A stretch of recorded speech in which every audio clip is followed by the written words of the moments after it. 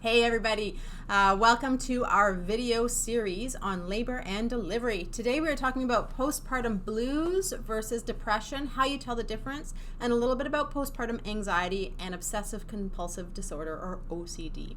So if these are the types of topics you want to learn more about, pregnancy, labor delivery, breastfeeding, and newborn care, please hit subscribe below and check out our website at www.shefoundhealth.ca. We'll link all of the other videos in our series down below in the show notes as well, and check out our disclaimer at the very bottom, please.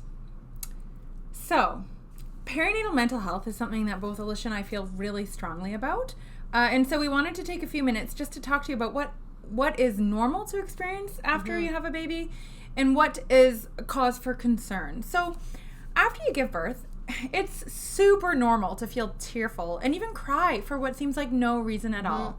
You might even feel a bit anxious, overwhelmed, frightened, or sad. This is common, and nearly 70% of women experience these feelings within the first few days of having their baby. We often refer to this as the baby blues, and it's thought to be related to changing levels of pregnancy hormones, complete exhaustion from the labor process, and from your newborn not letting you sleep. I know, right? And sometimes, women, feel sad about, and they feel a bit of a loss because they're no longer carrying that baby inside of them. I was like that. I had to take my newborn everywhere with me.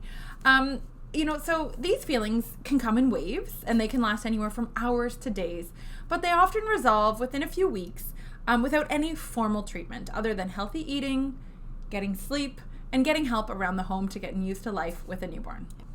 So if after a few weeks you don't find that you're feeling a little bit better, or if you feel like your mood is worsening and you're feeling more down, you're feeling more fatigued, you just don't have the energy to do the things you want to do or the desire to do the things that you want to do, that might mean that you're going more into a postpartum depression.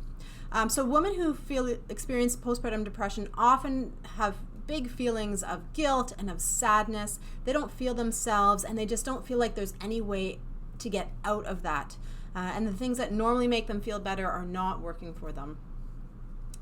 So sometimes women describe not being able to fall asleep or of sleeping all of the time and not really feeling motivated to get up and care for their baby. They don't feel like they're enjoying the time with their baby, and oftentimes their partners are noticing that significant difference in them as well. So if you start to notice any of these signs, it's really important to talk to your care provider or your physician about this. Also, we've linked a bunch of resources down below that are really great. Most of them are online and can help you learn a little bit more and give you some resources to get started, perhaps while you're waiting for an appointment with your care provider. So in addition to postpartum depression, lots of women actually can go on to experience what we call postpartum anxiety or postpartum obsessive compulsive disorder. So women who have postpartum anxiety or postpartum obsessive compulsive disorder, they often experience feelings of excessive worry or anxiety, so much so that it's interfering with their ability to look after themselves and their baby. They constantly worrying about their baby, or also feel obsessed about their baby and, have these really awful intrusive thoughts or worries about something bad happening to their baby. So if you start to experience any of these signs, again, talk to your care provider or your doctor today. We can help, and that's all we want to do. Sometimes people are afraid to disclose some of these feelings. They're worried that something bad's going to happen. We're going to take their baby away. We are not. No. We're here to help, and there's so much out there to help that, if you're even, you're not even sure if this is happening, chat with us and we can help you figure out what is going on.